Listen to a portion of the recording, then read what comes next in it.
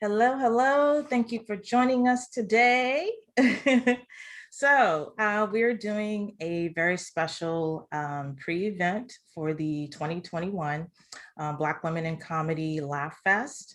We're doing a headliners panel where we'll be spotlighting some of our headliners that will be on the festival this year, which will be June 16th through the 20th. It'll be in different venues and comedy clubs in Manhattan and Brooklyn. So you definitely want to come out and support this event. It's very special and unique, and most of all, it supports Black women in comedy. So that's what we're here for.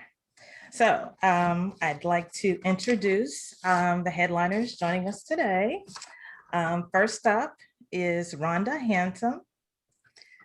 She is the Nina Simone of comedy. Okay. She is a Backstage Bistro Award winner. She recently directed The Fold by Andrea Fulton in presentation at the theater at the New City. She's a contributor to Politico podcast, as well as John Fugelsang's Tell Me Everything on Sirius FM. I'm sorry, Sirius XM. Please welcome Rhonda Hansome. Thank you. Okay, next up, we have headliner Arisha Mcfarlin. She is an accomplished actress, stand-up comedian, motivational speaker, and educator. She can be seen in the 2018 release web series Single Record. She's appeared on numerous stage, television, and film productions, including Law & Order, My Brother's Keeper, and Jacked Up. Arisha performs regularly all over the country and can be seen performing locally in New York City's finest comedy clubs. Please welcome Arisha Mcfarlin. Hey, hey, hey. And last but not least, please welcome Franqi French. She is a comedian, singer, writer, and actor. She was a standout performer at the inaugural Black Women in Comedy Festival in 2019. She was honored as Variety's 10 Comics to Watch 2020. NBC crowned her as the winner of their national stand-up comedy competition, and her first hour comedy special, Mad, is due out this year. Please welcome Frankie French. All right, let's have at it. Okay, so you ladies, you have a very unique journey in comedy, and I would like to discuss briefly how you got into the comedy business, what your career's been like. So can you share with us your journey as a comedian, and what led you to the Black Women in Comedy Laff Fest? Who do you want to start? Any one of you can start. Rhonda? I saw Alice Arthur do stand-up comedy on a cable show at a time when I was having a lot of challenges as an actress, as I still am now, getting the challenges and getting parts. And I just loved that she was doing her thing without, anyone having to cast her. And I decided that I wanted to do that. And fortunately enough, I ended up being in a documentary about Black women comedians with Alice Arthur and Marsha Warfield. I Be, Done Been, Was Is, directed by Deborah Robinson. I really wanted to be an actress, and as it turns out, I actually direct more. One of my hashtags is I also direct, but I actually direct more than I act. But I love stand-up comedy. I started in the previous century, and I was passed at the showcase clubs in New York City, Catch a Rising Star in the Improv. And at one point, I actually had people. I had management. I had a Hollywood agent and a New York City manager. And my gigs were tremendous. I toured 2.5 years with Anita Baker, opening her shows. The real highlight of that was being at Radio City Music Hall. And of course, other musical acts like the Pointer Sisters, James Brown, Diana Ross, and people like that.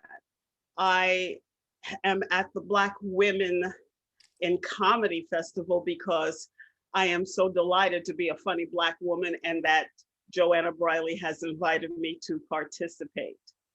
I look forward to what should be a tremendous weekend of laughter by beautiful Black women. Awesome. Okay, Arisha. That's a tough act to follow there, Rhonda. Look at there. I love me some Anita Baker. So my road to comedy is so, it's probably as around the way the barn that you can go. But so I always actually knew I wanted to be a stand-up. Like when I was little, I watched nothing but sitcoms. If you asked me what I wanted to be when I grew up, I either said Michael Jackson or George Jefferson. Like that was just my thing. I would imitate anybody you could see. I was the class cut up. I embarrassed my parents on many occasions with, whatever act I came up with out in public on purpose.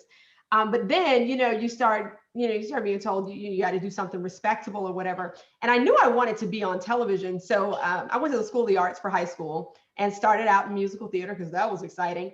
And then I went to see the acting students do a play and I was like, oh my God, I can do that. Like that's all me, right? I could do that. But my mom, she wasn't going for it. She was not going to like promote a child star or anything like that because she said I'd end up on crack. So I ended up, I went to college. I asked if I could major in theater. My mother said no, she didn't pay for fiction degrees, whatever. So I minored in theater. And then I decided when I was done with college, I was only looking for jobs on the West Coast. I was like, I'm moving to LA. And if I have to live in my car and do what I have to do, I'm going to do that. But, God bless me with a survivor job. So I didn't have to live in the car. But I moved to LA and I was doing the LA thing, I could be an extra in everything. You just don't know. I was the extra to have. And then when I became a stand-in, I really thought I had arrived. But that didn't work. So I decided, if you're going to be an actor, everybody tells you need to come from the stage. You got to go from the stage in Broadway and do all this stuff. So I spent all my money and all my never having children money on going to grad school, where I did get my degree in theater finally, because I just knew that was going to be what it would take.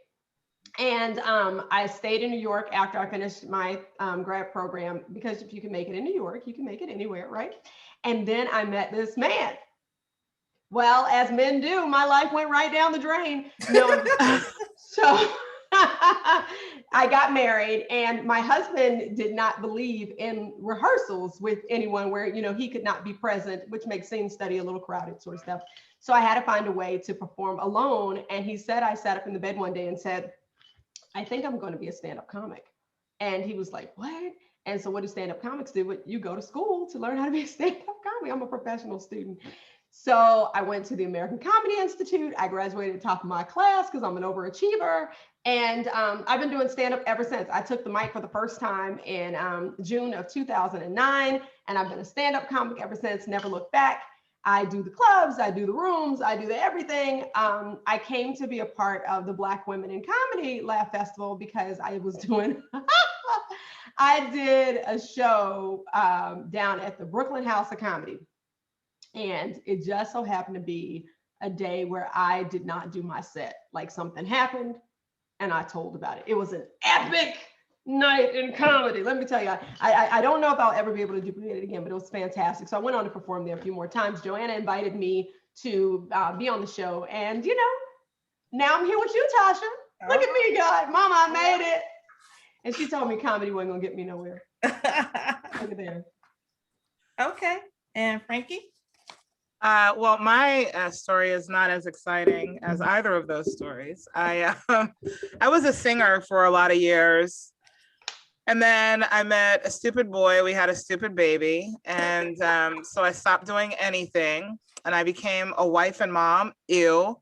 And I didn't realize how much I hated it until my sister called me one day and said, hey, she was an actress at the time.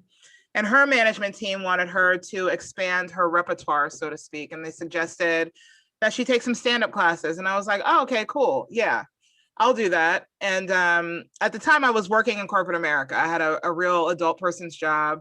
I was a executive director for talent acquisition for a tech company.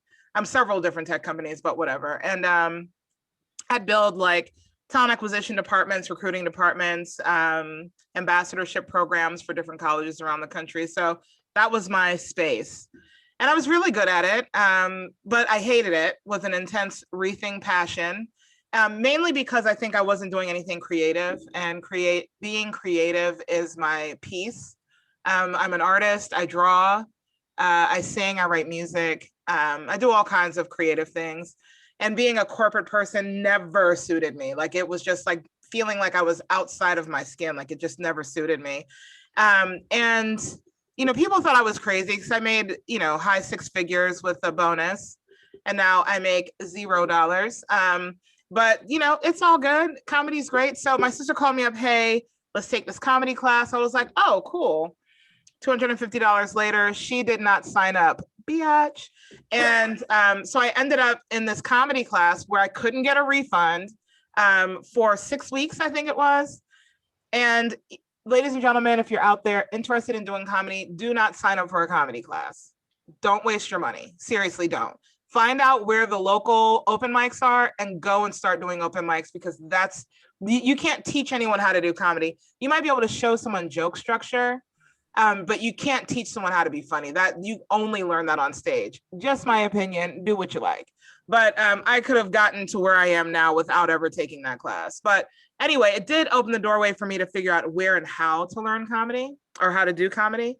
And from the first time I got on stage, much like Arisha and Rhonda, I mean, that was kind of it for me. I thought music was my first love my whole life. Like, that's all I did. That's all I wanted, was to be a singer on any stage. I wanted to do country music, any kind of music. It didn't matter. I just loved music that much. And then once I did comedy, though, I was like, oh, I'm so sorry, comedy. I've been cheating on you all these years. I love you most. But then I did find a way to get my side piece music into my comedy. So, it's all good there. And yeah, from the first time I got on stage and got that big laugh, I was sold on it then. And Black Women in Comedy Festival. I got involved with that because of a wonderful woman, Vanetta Schofield, who booked me. How did we meet? I honestly don't remember how Vanetta and I met. I'm assuming it was probably just from my travels. I live in DC. And so I would travel a lot to New York to integrate myself into the scene, which ended up paying off because I'm past at some of the clubs out there. And even though I've never lived there, but just going every weekend, and putting forth that effort, it can happen. Anyone watching that's trying to work their way into other scenes, you just got to go a whole bunch and be a decent person. And I'm sure it's from one of those times that she ended up booking me on her Funny Honey show to headline that. And she brought me back a couple of times to headline that show, introduced me to Joanna, and Joanna asked me to come out to the inaugural show and headline some of those shows. And it was just a phenomenal experience, incredible experience, literally changed the trajectory of my career and made me a better comic, made me a better person. Like, it's an incredible festival. If you have not been or have not submitted to go, do both of those things next year. Seriously, come this year. It hasn't happened yet. So come out this year, even if you're a comic and you're not on the festival, regardless of ethnicity. I think it's important for our white and other persons of color counterparts to come and see Black women in their element, in action, being amazing. I think Black women specifically are often written off and labeled as loud, angry, all of these things. And yes, we are all of those things. And you know what? It's fine. Okay, calm down. You'll be all right. Sometimes we're loud, sometimes we're quiet, but you know what? We're also strong and incredible, but at the same time, we're also weak sometimes. And it's okay for us to be all of those things. But if you're watching, come to the festival. It's amazing. Shout out to Joanna Briley. Awesome. Right here, success story right here, Franqi French, guys. Okay, so there's something that all of you touched on about stand-up and how even when you're a multi-hyphenate and you do other things, there's something about stand-up that once you're pulled in, you're in it. Can you tell me a little bit more about that feeling, or what is it about stand-up that once you do it, and even you could step away from it for some time, months, years, but you never let go of it. It's always there with you. What is it about stand-up that just pulls people in like that? Stand-up is like, can I use bad words here, or are we not allowed to say curse words? I don't know. Okay, stand-up is like the fuck boy you meet at the club, right? He's real sexy, he's well-built, he's all the way together, his talk game is vicious, the sex game, what? But he's not worth a shit. Like he's going to waste your time, okay? That's what stand-up comedy is. And you have a good dude. You got a whole good dude, meaning any other job in the world. But this dude, he's incredible. You know, and your family's met him. And they're like, girl, leave him alone. Run. What are you doing? He is wasting. And you're like, but I love this. You can't really explain it. Comedy is just this beautiful thing. I think one of the things for sure for me is that I can control it. It's me. It's only me. I don't have, like when I was doing music, I don't play instruments. I sing and I write music. So I was always very dependent on other people to get on stage to do an event. You know what I mean? Or for other people to practice, or for other people for whatever reason. Even with acting, you have to wait for someone to practice with you, to book you, all of those things. But with stand-up, it's just you. You can just do it. If you get booked, you don't have to worry about calling anybody. You just, oh, cool, show up and you do your thing how you want to do it. And no matter what that thing is, and you know, people will often try to give you advice, like you should do it like this, you should do it like that. But the reality is that what you're selling in comedy is just you. And the more authentic you can be on stage, the more you're going to connect with the audience, the funnier you're going to be. So I think for me, I don't know about everyone else, but I think the thing that's most attractive about comedy is that I can control it. This is a creative outlet. I can control more than the others.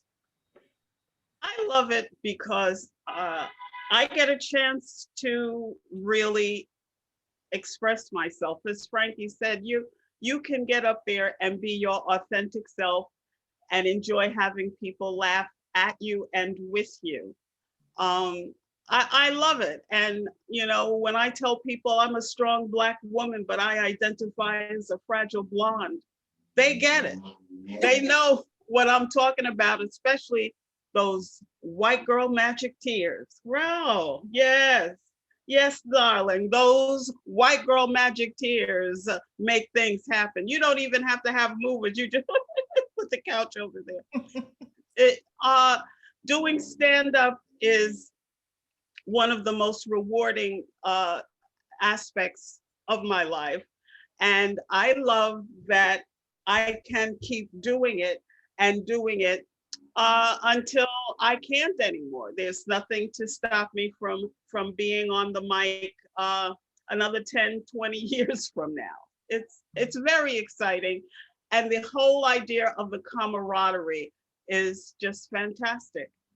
Meeting people who have similar goals, even though everybody's on a different path, and being around people who are funny. I mean, there's nothing sexier than that. So I technically agree with both of you, because for me, I look at stand-up, my mom says that stand-up is my jealous lover, because I will stop everything. Let me tell you something, I can be at work in the middle of the day and get a call about a stand-up. I would drop my job like a hotcake to go perform. Yeah.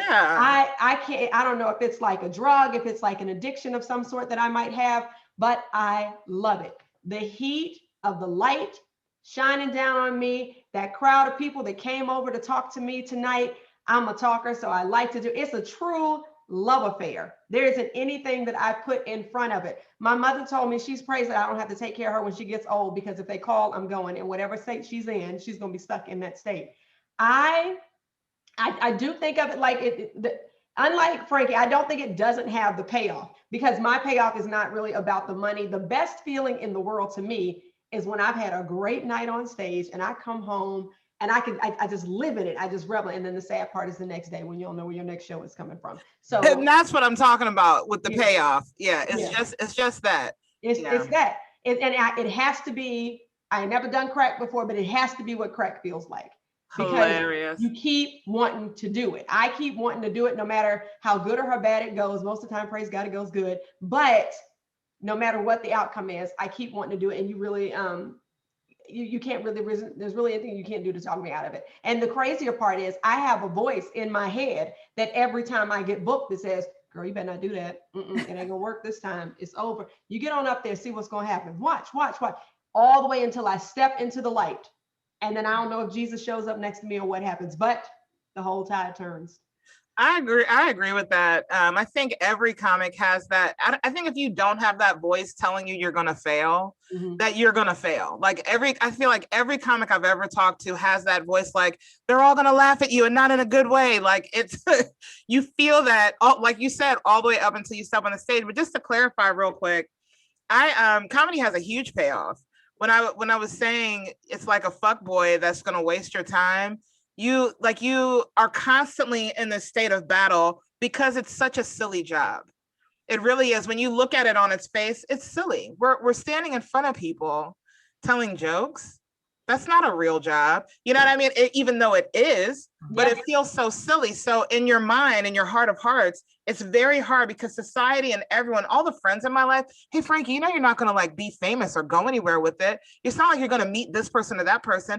And I had to tell them, I said, look, you can't tell me and define me and what I'm going to do. I'm going to do whatever it is that I choose to do. If I want to get on TV, guess what? I'm going to be on TV. If I want to travel the world, I'm going to travel the world. So when I say it doesn't have a payoff, it does, but you're in this constant battle within yourself of, am I doing the right thing? Am I wasting my time? Am I crazy? Should I do it? And I can speak from personal experience. Every time I've gotten to the point where I was like, you know what? I'm quitting comedy, and meant it. I mean, literally was like in my room, in my bed. The first time I felt like that, I was 2 years in. I know I was an infant. I was 2 years in and I was like, it's never going to happen. You know what? When I wake up, I'm going to take a nap. I'm going to cry myself to sleep. And when I wake up, I'm going to post and let everyone know I quit comedy. First off, no one would have cared. That's number one. Number two, when I woke up, I had a text message for my very first paid gig, like real gig in a club. And I was like, okay. The next time I wanted to quit, one of the most recent times I wanted to quit, rather, because there were several in between. It was during the pandemic. Everything was shut down. I was like, okay, God, I get it. All right, this is the final sign that I need to get over it, get a real job, like a real adult, and move on. I have a kid to think about, stop being an idiot and change my life and get a real job and move on, right? And I said, unless you send me a sign so impossibly big that lets me know this is absolutely what I should be doing, then I'll keep doing it. But if not, then cool, we're good. I'm not upset. We're good. I see the sign, the writing on the wall. And this was a Thursday. I woke up that Friday to an email from my manager saying, hey, Frankie, you're being considered for Variety's 10 Comics. I was so confused because this was such a big deal. I turned to my husband. I said, babe, look at this. I think they want me to judge the Variety's 10 Comics to Watch contest because I know I'm not being considered for it. That's ridiculous. That's, you know what I mean? Whose radar am I on for that? Long story short, I got it. And that was, to me anyway, God saying, you're on the right path. Calm down, chill, keep going. You know, so that's what I meant by he's like a fuck boy. Comedy's just like a fuck boy. I'm gonna add to that because I love that testimony. Number one of the things I used to be ashamed to tell people I was a stand-up comic. Used to be because I have a corporate job and I didn't want people to not take me seriously, you know, because I got to be all buttoned up and, you know, we're Black excellence or whatever that stuff is. And I used to be so afraid to say anything until one day it came up. I was doing my job. We won't talk about what that is, but somebody said, have I seen you somewhere before? And I said, no. Said, yes, I did. I saw you at the Broadway Comedy Club Friday night. Hilarious. The cat was out the bag. And there was nothing I could do because I wasn't going to sit up and lie about it because I ain't no lie. I ain't no cheater, right? I ain't going to cheat on my baby. I tell you, that's my lover. So you call me out on it, I'm going to tell you what I do. So what I realized, though, is that whenever I tell people that I am a stand-up comic, they're like, wow, how do you do that? How do you have it's the most amazing thing in the world. And I don't know, maybe they're just gassing me up, but it has made me feel really smart these days. So I think it's I think it's a stellar career to tell people you have. I have never once had somebody say to me, oh, you'll never make it at that. Oh, I've definitely had people. I want that story. Like have people be like, oh, it was so many people told me no. And then I finally made, I kind of sometimes want that to like somebody slam the door in my face because then that makes me think, oh, this is it. It's coming now. You can have some of my stories like that. I have way too many. I'll give you like 10 of mine. Okay. Now I lead with it, honey. It's the best thing to tell people. Oh, yes, I'm a stand-up. I love it. I hear you when you say it's silly, but for me, it's very, very serious because I do a lot of political comedy. I actually write political cartoons that you can see on Facebook, Politunatics. Our latest cartoon is the police department auxiliary assassins, some of the women who have been murdering our people.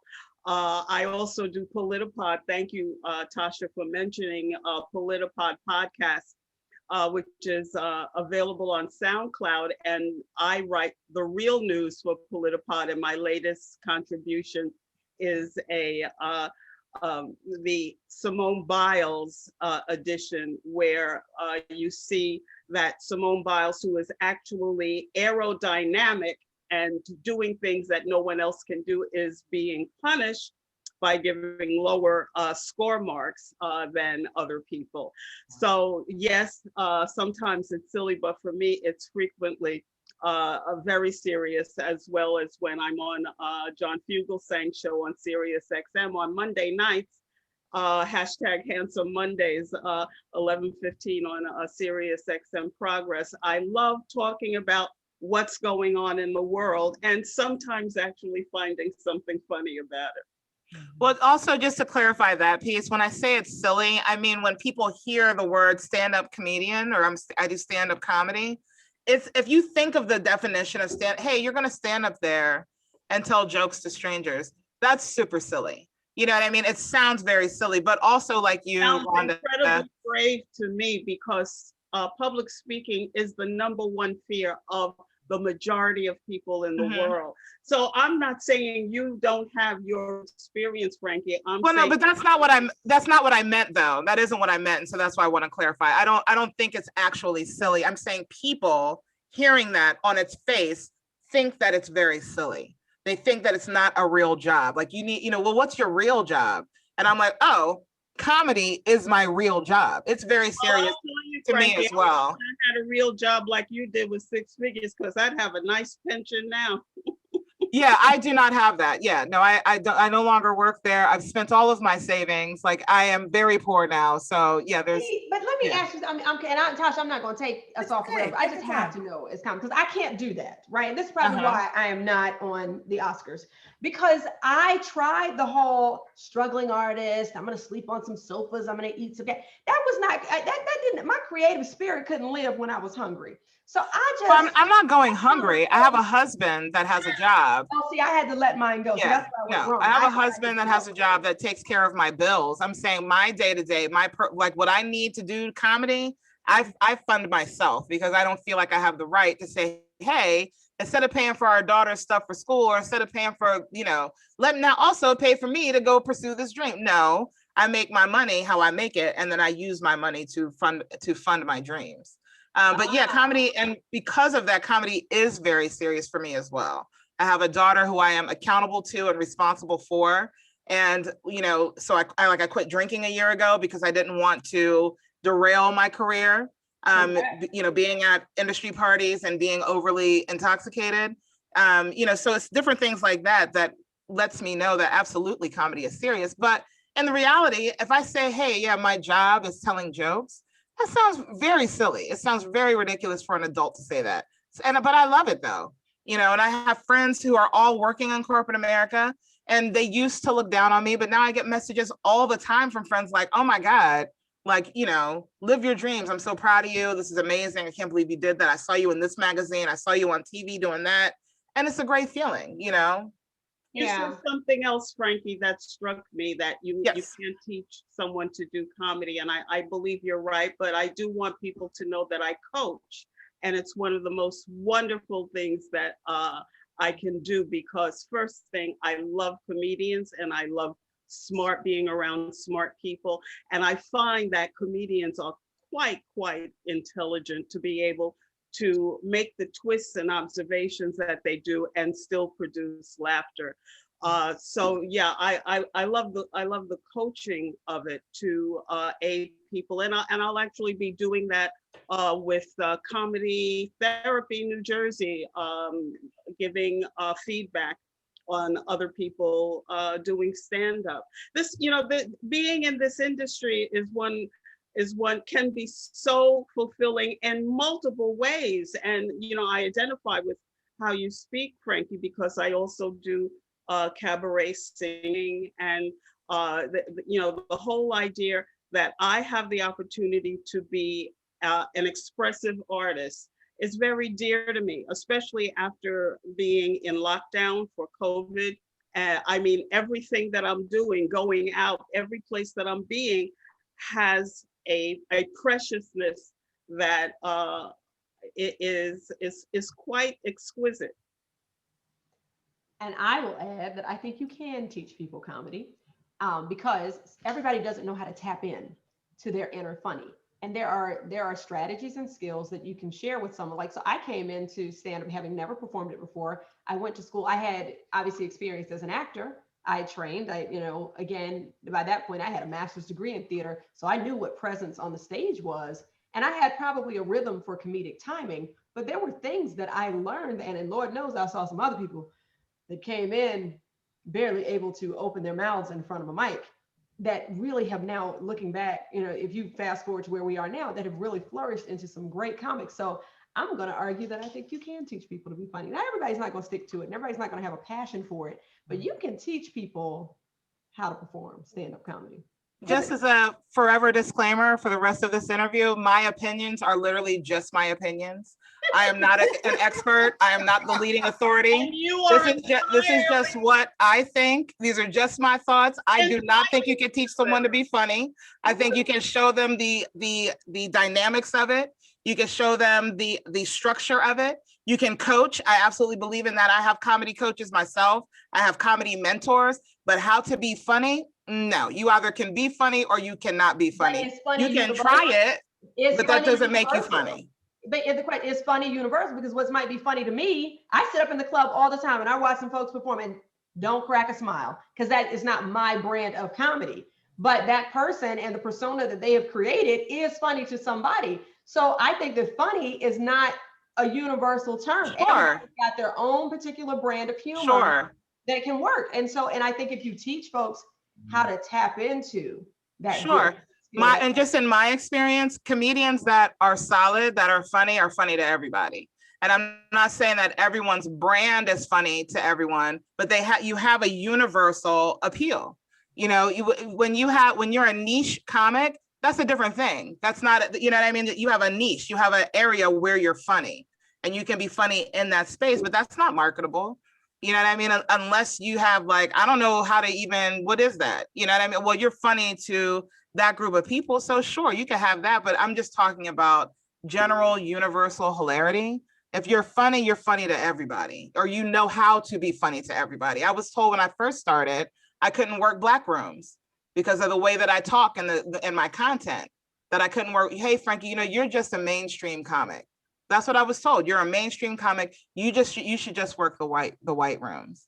And so I took a year and I only worked black rooms until I learned from doing it how to work and be funny in black rooms. And then I took that and learned how to work and be funny in front of kids, how to work and be funny in front of church groups. Now you put me in front of any audience, I'm going to make that audience laugh. I don't know about everybody else, but I can personally make any audience, any group of people entertain, laugh, and have a good time.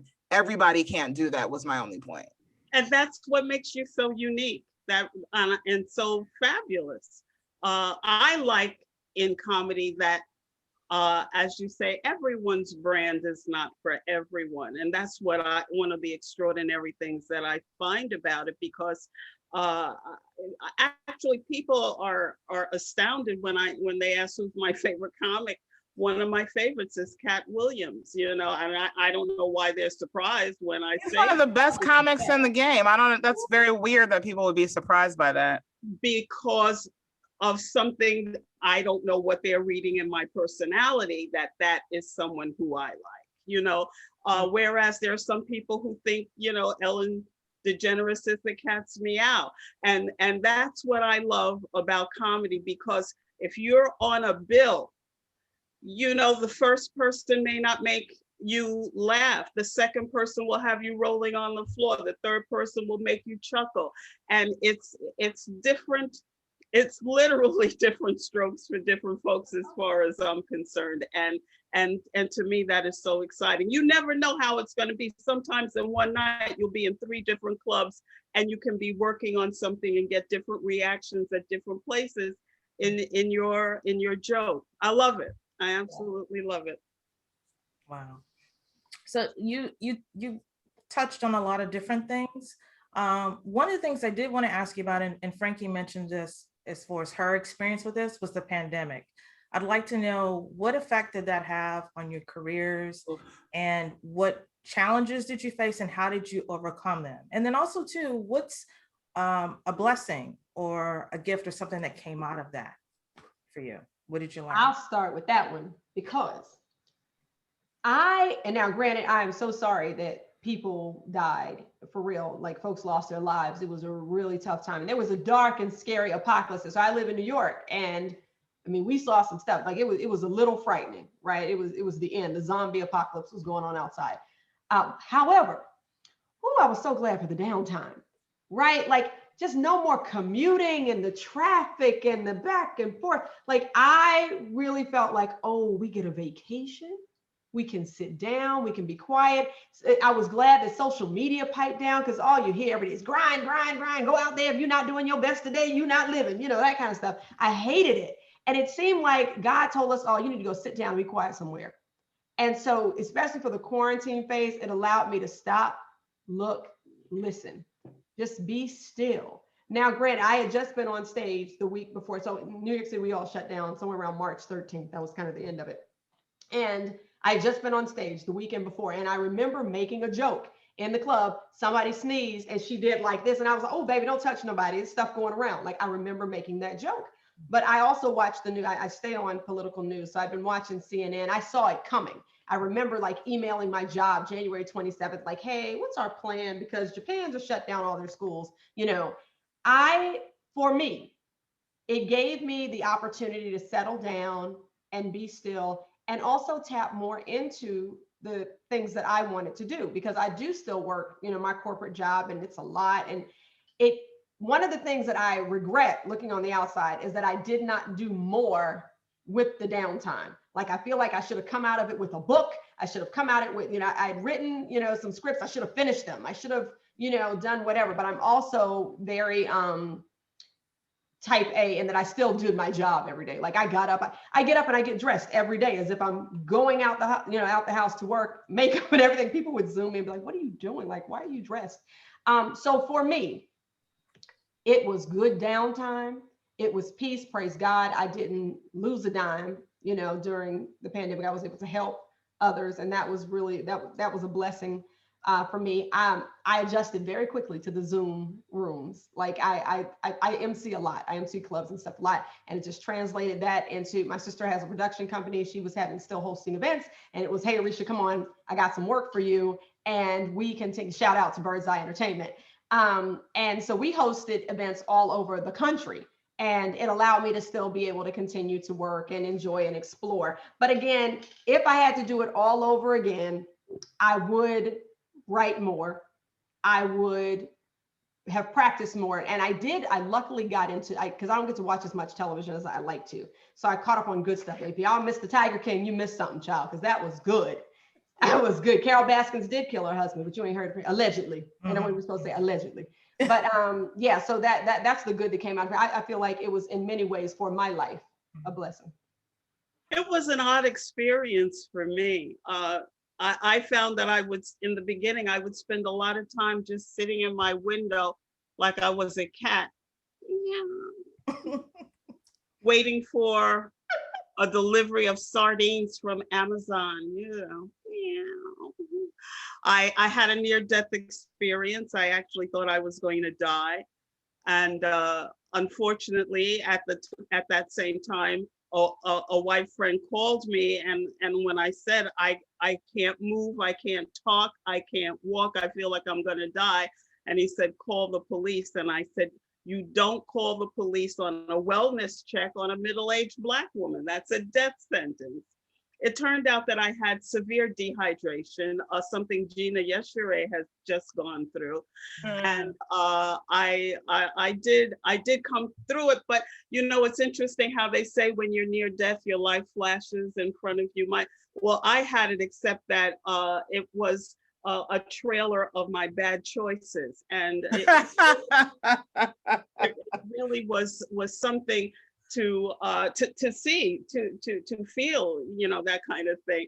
But I also found that I really liked the Zoom rooms. The idea of it at first was a little intimidating because I love big stages like Radio City Music Hall and amphitheaters like Boston Commons, but I also like being in intimate clubs.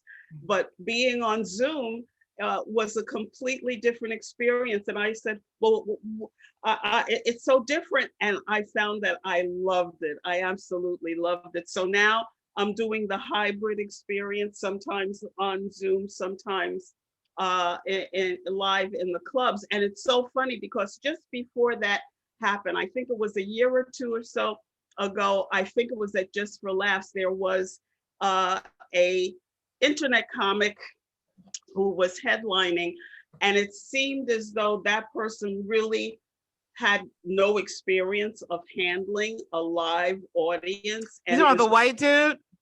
Yeah, that one. I heard about that. It was, yeah, and it was going around about how it was an epic fail. And we were sort of like, you know, putting down internet comics, and then the next thing you know, we were all internet comics. But this person had a huge following, and they did not have the experience of dealing with live people responding to him in time. But yeah, I wrote a lot, and I started doing Politunitics, the political cartoons that I hope everyone will go to Facebook and like and share their favorite cartoon. And I just love the writing. I get such a kick out of it. And I'm excited about doing shows with Black women because I have so many different venues over a short period of time that I can try out a lot of the new material. So I'm very excited about that too. Right. So before I start my response, I just want to say that the opinions expressed by Frankie French are not necessarily the opinions of Stage Time magazine or the other folks on the panel. So that said, I had a pretty interesting pandemic experience. I was pretty aloof at the beginning. I had just moved to LA January 20th to go and honor my NBC contract. And I was living a very fantastic life, really enjoying myself. I had some newfound cash in my pocket. I was living in my friend's guest house in Woodland Hills. Things were beautiful. And when I was hearing rumblings about lockdown, my brain said, oh, okay, I'll go back east. I'll go live with my husband and daughter for like 2 weeks. It'll be nice to have the family time. And I'll come back to my wonderful LA existence. I'm still here. That was March, was it March? Yeah, that was March 17th, 2020. I'm still here. Someone help. Why am I still here? Anyway, so we all found out you can make a horror housewife. All you need is a pandemic. And so I came back here to DC, and probably about 2 months after I came back, I found out I was pregnant. Was very excited. Oh, no, I did not. I had a miscarriage. I miscarried right before my second trimester. Thank you. I was not okay for a long time. It was devastating. I didn't even know I wanted another kid until I got pregnant accidentally. And then I wanted nothing on this earth more than that baby. And it was devastating. It was a very strange position to be in. I couldn't get readily back and forth to the doctors. And so I felt very helpless. I was losing 1.5 pounds to 2 pounds every day in body weight from stress with George Floyd and all the riots and all of that stuff going on. I just felt like it was the weirdest time. And, you know, I just felt inundated, I'm sure like many other people did, with these visions of Black bodies just falling in the street. So it was like my career was on hold, the pandemic happened, and then, you know, Black Lives Matter just like has this uprising, which is needed. And so my whole take on that time, that downtime, I feel like it was a very beautiful thing for our country. It was much needed for the United States to have a reckoning. It is beyond time. And everyone was at home and paying attention. Everyone was at home and had nothing to do but watch TV. And no longer can anyone deny that Black human beings in America especially are persecuted, beaten, murdered daily at the hands of people who are supposed to protect us. And it was very beautiful for me anyway to see white America finally start waking up and opening their eyes. Also irritating because as a Black person, we learn about all of the atrocities perpetrated against us as children. We don't have a choice. We have to know that so that we can be safe and survive day to day.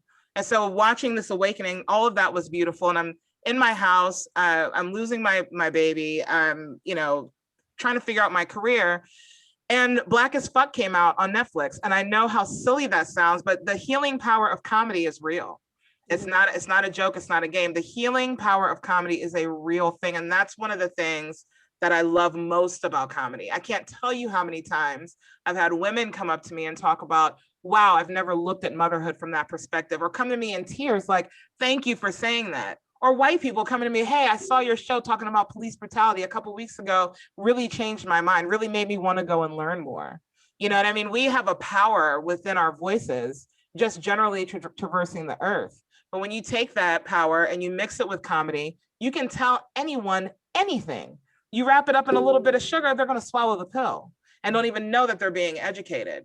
So I saw Black as Fuck come out and I binged watched it. I did too. And it gave me so much joy and happiness. You don't see Black families in that light. You always see Black moms being overbearing, Black dads being absent or working too hard, kids just being hood and ghetto. But this was just a different version of the Black family, and they weren't doctors and lawyers. It's like those are the only paths. You got to be a lawyer. Right, but the show didn't center around that. The show was centered around Kenya Barris, who was an entertainer, who was a writer and producer. And so, it was not, I'm sorry, go ahead. No, I was all off in the storyline. You go ahead. Okay, so it was just beautiful to see this resurgence of the Black family in a way that we've never seen before. It was very reminiscent of the way that I parent in a lot of ways. I'm very open with my daughter. We talk literally about any and everything. Nothing is ever off the table. She has a voice. She has an opinion. She's involved in family and household decisions. And it's a beautiful thing to see a Black family in that light. And that's what brought me out of my depression. Through that, I started producing a podcast called Debatable AF. And that's just how, I feel like that's how comedy works. It's an inspiration. It can inspire you and take you from literally your worst day to your best day without you even noticing. I ended up writing several pilots.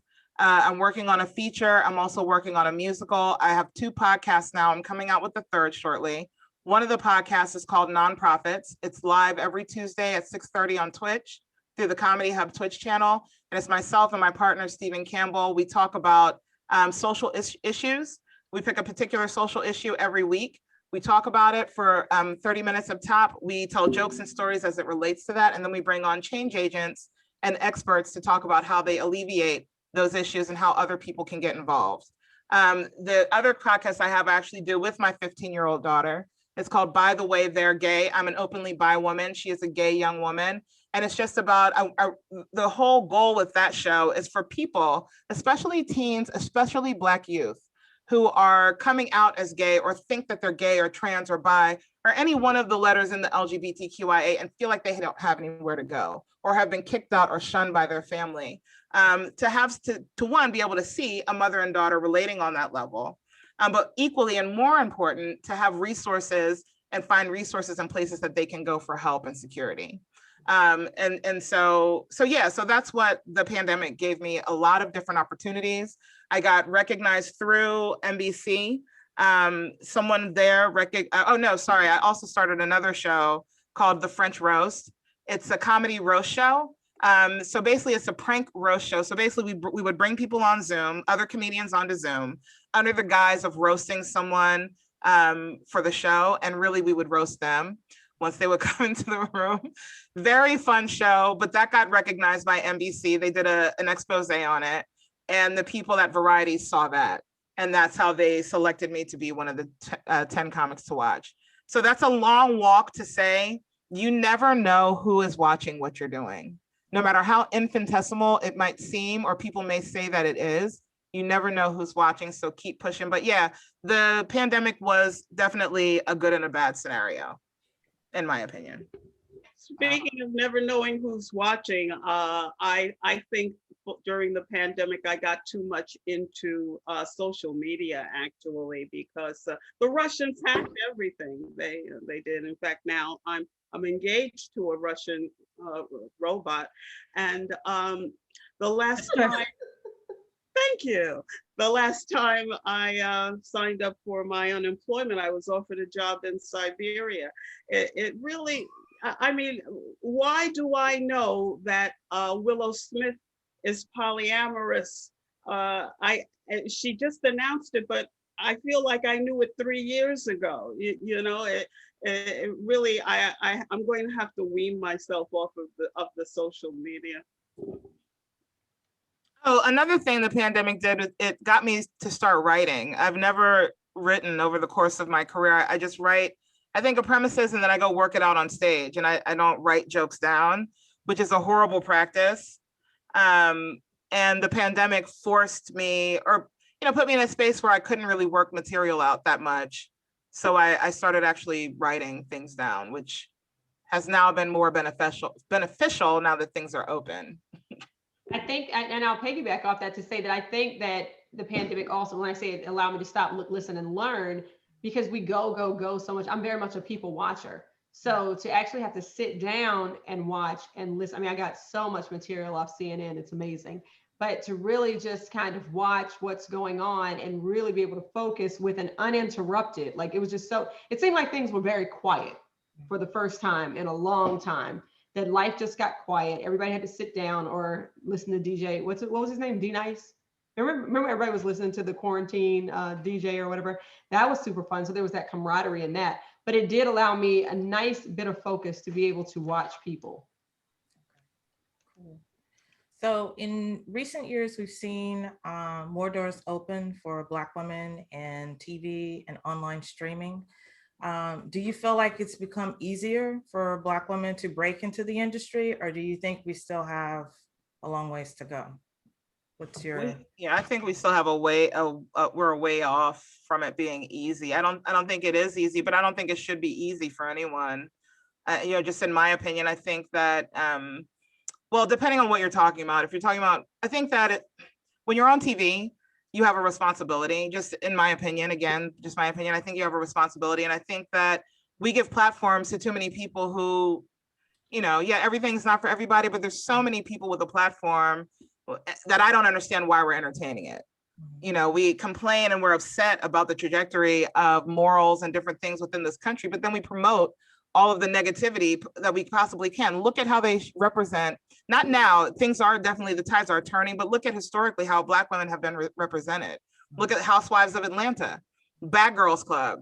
Why do we always have to be on TV yelling, fighting, arguing, scratching, throwing glasses? That's not what Black women are. We are so much more than that. And so, yes, doors are opening, but we definitely have a long, the auditions I get, and the scripts and the things they want me to say, I'm like, I'm not doing that. I don't have any interest in playing that role. I don't want to be a crackhead prostitute. I don't want to do that. You know what I mean? So we have a very long way to go, not just getting Black women in the forefront. We need more Black women behind the scenes. We need more Black women writers, Black women producers, Black women executives within networks to tell these networks, hey, this is how you represent Black women. This is how we should be representing Black women. And there's especially, and in comedy too, I've had people tell me again, hey, Frankie, can you be a little more Black? What are you talking about? My whole experience has been Black. I have gone through this earth as a Black woman my whole life. This is my version of Black, and that's fine. That's your version of Black, and that's fine. That's their version of Black, and that's fine. My daughter is a nerd from up the street, back and backwards and forwards. She loves anime. They love anime. They also love Dungeon, now wants to get into Dungeons and Dragons. That's not a Black thing, but that's her Black experience. You know what I mean? So until we can show multifaceted layers to Black women, we're not anywhere near there yet, in my very humble, unprofessional opinion. I think it depends on what you want to do as a Black woman, whether the doors are doors opening for us. Yes, it's all the rage now to be Black and female in America, right? But they'll let you create all the content you want to every day, and they'll lowball you on how much they'll pay you for it. They'll let you decide you're going to come in and, you know, be an actor or be a comedian or be a whatever. You can be in front of the camera, but are they letting you get in on the marketing side of things? Are they if you notice now, corporately and everywhere else, everybody has hired a Black woman to be the CEO of diversity and inclusion, right? Like that. You don't hire me to do that. Hire me to work in the marketing department because I have an eye for diversity and inclusion. Do you understand what I'm saying? Don't create a position that you are going to eliminate in 5 years once you have checked off the box of how much you did and how many more Black people you onboarded. I think that it is truly a matter of, yes, are doors opening? Sure. But are they opening wide, and are we stepping through, and are we being put in positions that have some sustainability in them? You know, are we becoming the network executives? Sure. But in what capacity, right? Are you over the budgeting? Are you over the programming? Are you over the content development? Right, that's what really matters, because now we're going to look at those images that Frankie talks about, and are these the appropriate images that we want to put out? And no, Black people are not a monolith, so we're not going to all be the same, but we shouldn't be disproportionately playing the roles that are downgraded and downtrodden and paid the least and exploited the most, right? So I do think that opportunities have come, doors have opened, not enough of them, and not to the depth to which they should be opened and have the longevity that they'll need. Rhonda, what's your thoughts on that? Because you've seen, and I mean, you can include comedy in this as well, stand up, because you've seen different comedy eras. So I'm curious to know what's been. That's such a nice way to say it. Well, bitch. I'm curious to see what's your perspective on this. You know, because you're, you know, longtime vet. You've seen some of the changes with comedy. Do you feel that we're making progress, or do you think that, you know, we still have some ways to go? Oh, it's so funny. I don't know why. When I do my Black History show, I talk about white people. And when you ask this question, you know, I think it's the establishment. I think it is white people who have the way to go. I mean, we are always fine. I mean, we just had this celebration of a recognition and memorial for the Tulsa massacre, but that was Black excellence, and I do hope that people are not going to act like, well, that was the only time that white people came in and looted, burned, and murdered us and dropped bombs on us, because it wasn't. They have a tradition of diminishing Black excellence at every opportunity. So I don't think of it as Black people as having a long way to go, because we are sunshine, we are intelligence, we are knowledge, we are math, science, music, poetry, and art. And what has to go far is white supremacy. It needs to go away so that we can flourish, as we frequently do and have done when we are not interfered with. But like Frankie says, that's just my opinion. I think that's, I agree 100% with that, Rhonda. That's a very apt opinion. Yeah, and pretty much what I was saying is that the industry, not that we need to be better. I think that Black women, Black people, I think we do great. I think that the industry needs to admit that and recognize it, you know, and do what it knows it's supposed to do. So I want to bring it back to the festival a little bit, and I'm curious to know from each of you, what do you think is different about the Black Women in Comedy Festival compared to some of the other festivals or mainstream events that you participated in? What's special? What do you appreciate about the festival? I feel seen. I know I feel seen. I've done, many festivals, even with things reopening. I've already been to a festival in Arizona, I've been to one in Idaho, and now we have this one coming up.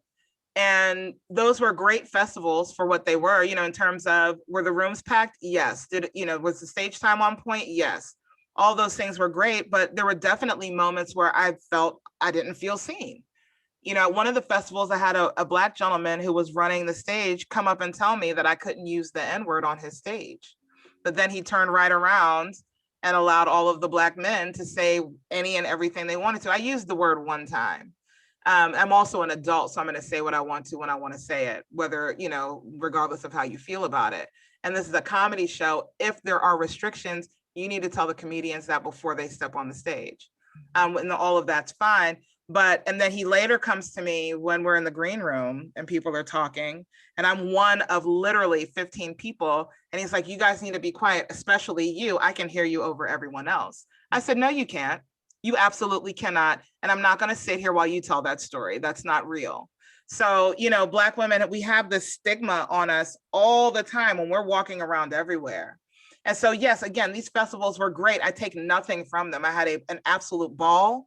It definitely helped me polish and sharpen different bits that I plan to work on and bring to the Black Women in Comedy Festival. But when I'm there, I'm with my people. I'm with my folks. We all have some level, even though our experiences are different, they're all the same. There's always a similar through line for all of our stories. I can relate to you because I know you, and I know you whether I've met you or not.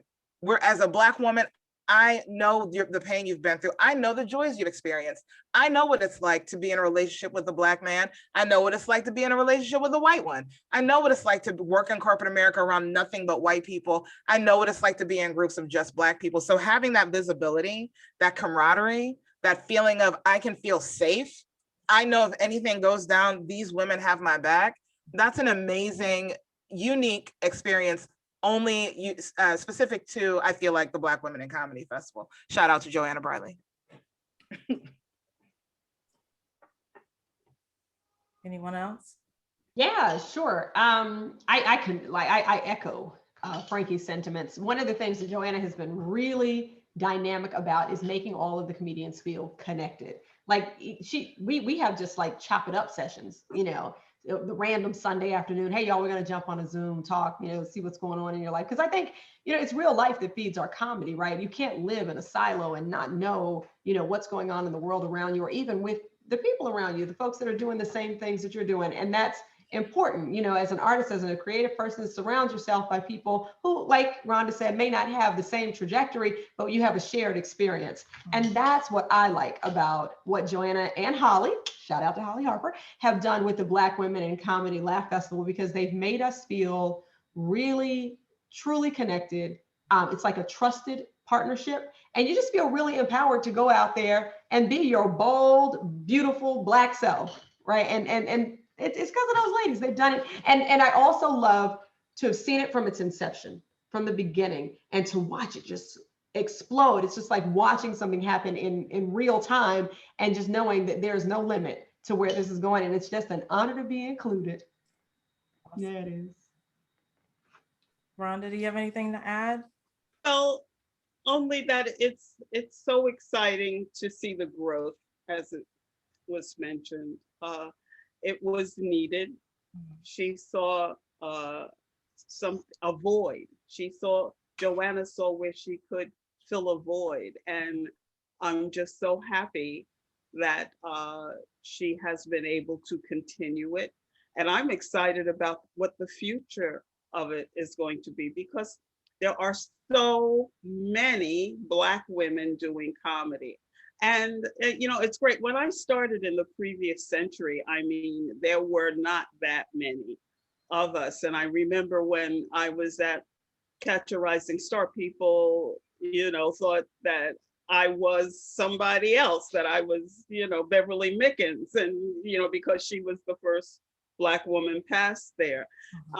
Now, the festival looks to me like a seed that's germinating, and And when it started, Joanna was filling a void. And now as it continues to grow, it's going to fill up so much space and reach out to so many people. I'm excited for her, and I'm excited for us and all the people who are going to come out to Friends and Lovers and Broadway Comedy Club and Bedford Manor and all the places Brooklyn. where we are playing.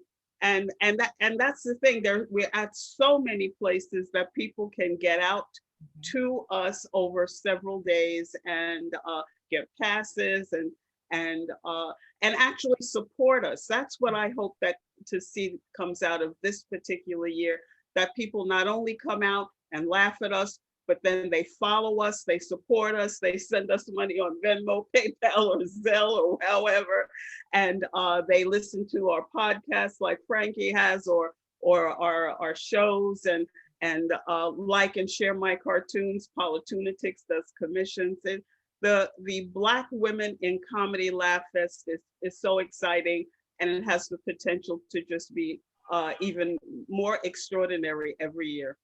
I'm going to put it out there now that it will be on television in the next 2 years. It'll be a live streamed television event that people will tune into yearly to see the new up and coming Black women in comedy. I'm putting that in the ethos. Yes, I see it as a launch pad for Black women in comedy. 100%.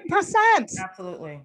Literally, when I say it changed my life, I don't even joke about that. And I know it sounds very dramatic, right? It sounds like, oh, change your life, Frankie. Okay, calm down. But I mean that in the real, I was in a very dark, like if you hear my backstory, I'm actually, shout out to Robert Gunsler and Jody Lieberman. I'm actually working on a book.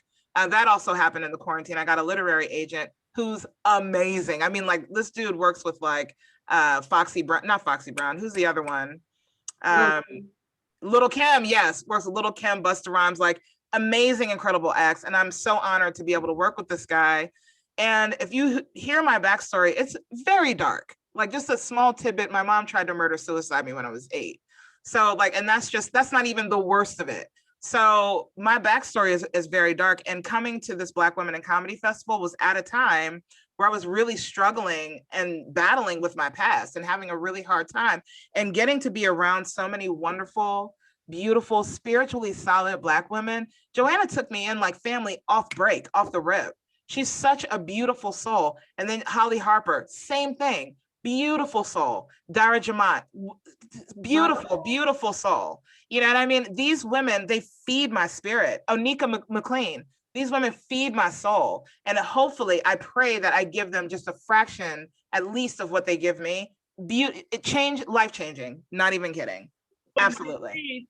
Tasha, that comedy is not just healing for the person hearing it and experiencing it from us, but it is a healing experience for us as well, which is just so tremendous. And I feel fortunate to be able to do it, because healing is needed so much, well, every single day. Sometimes being on that stage, standing flat-footed on the ground, telling your truth in your lighthearted way, if that's your style, that it feeds our soul. Well, it feeds my soul, and it gives you just enough. It's almost like going to church on Sunday morning for me. It gives you just enough to know you can make it through whatever's in front of you. That's what it does for me. Okay, so we're gonna wrap up. If you ladies will tell us about some of the shows that you'll be on at the festival, where the fans could come out and come see you and the other ladies participating. Absolutely. I know Rhonda's doing Naturally Funny. Yeah.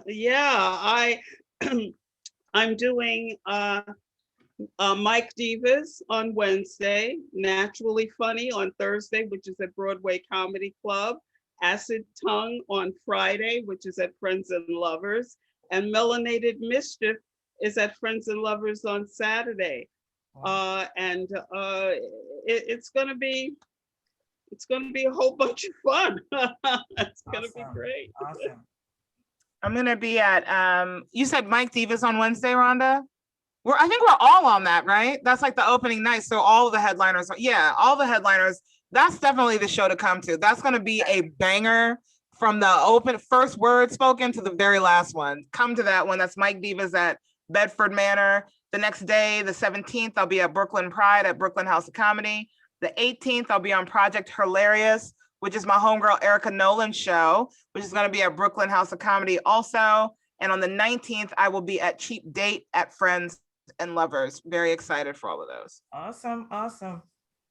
Okay, so similarly, I'm at Mike Divas on Wednesday at 8 at Bedford Manor. On Thursday, I'm at West Side Comedy Club for the First Wives Club. Then I'm at Blacklight Comedy with Lois Thompson for Love her. yes, that's my girl too. It's gonna be a lot of fun. So let me just say this: there are some comedians on the bill. Oh my God, so funny! Shout out to y'all know Chloe.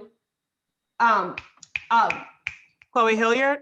Yes, but no, that's not who I mean. She's super funny too. I don't know if you ever heard her, but Khaleese Hawkins. Oh, Khaleese Hawkins. Okay, hold on a second. I'm sorry. I need to say my piece about Khaleese. That rhymed and it was intentional. Khaleese Hawkins is a motherfucking phenom. She's probably one of the best comedians that's out right now, male, female, or otherwise. Yes, I said it. Oh my God, a woman can be better than a man.